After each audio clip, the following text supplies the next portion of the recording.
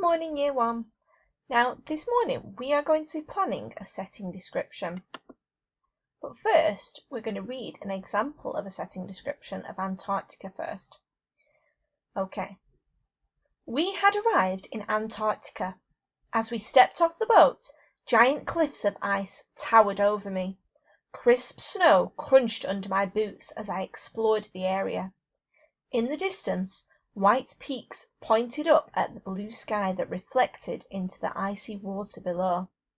In the warmth of the sun, a group of black and white penguins waddled around, flapping their wings and talking to each other.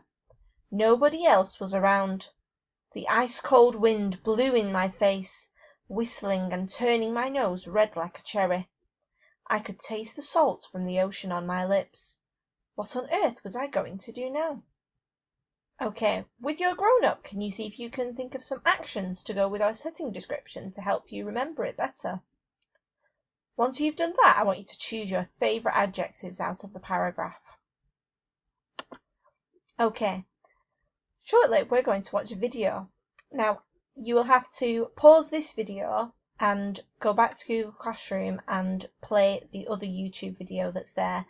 And then when you've watched up to about 6 minutes, you can come back to this video and you can carry on playing.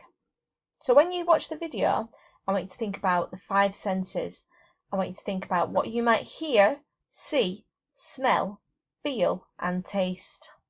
Okay, so you can go and watch the video now and pause this video. Okay, so if you just watched the video, you should have stopped at 6 minutes. Now, I want you to fill in the boxes with what you might see, hear, smell, taste and feel. Add in any adjectives that you're going to use in your setting description in the bottom box on the right hand side.